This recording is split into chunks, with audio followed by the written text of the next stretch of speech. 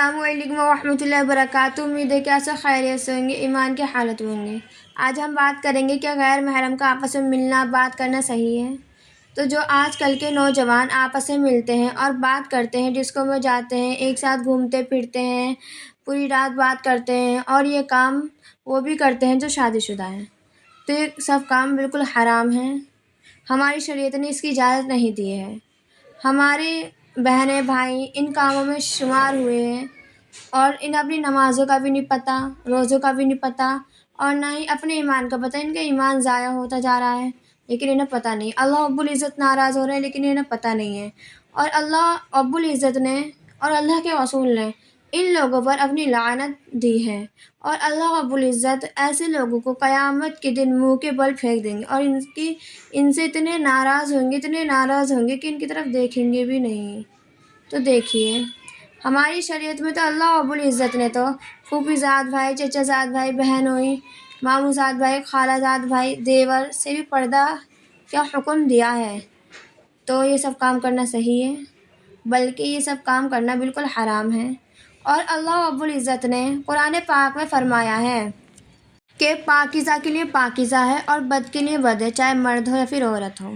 تو نعوذ باللہ، اگر ہم بد میں شمار کیے گئے یا جہنم میں منہ کے بل پھینک دیے گئے تو ہمارا کیا حشر ہوگا۔ اللہم حافظنا من، اللہ ہم سب کی اس سے حفاظت فرمائے اور ہمیں ان سے بچائے۔ ان سے کیسے بچا جائے؟ تو ان سے اس طریقے سے بچا جائے کہ اگر ہم کہیں بازار، اسکول وغیرہ کہیں جاتے ہیں تو پورے پردے کا اہتمام رکھیں اور نیچے نگاہ کر کے چلیں۔ نیچے نگاہ کر کے اس لیے چلنا ہے کیونکہ اگر ہم کسی کو دیکھتے ہیں تو ہمارے دل میں اس کے لیے شہبت جگتی ہے، جس کی وجہ سے ہمیں گناہ بھی ملتا ہے، اور زنا بھی ہوتا ہے آنکھوں سے دیکھنے سے بھی اور ہاتھوں سے بھی، کیونکہ اگر ہم اس کی طرف ہاتھوں سے اشارہ کریں گے تو زنا ہوگا ہاتھوں سے بھی، اور کانوں سے سنیں گے تو کانوں سے بھی زنا ہوگا، اور منہ سے بولیں گے تو منہ سے بھی زنا ہوگا۔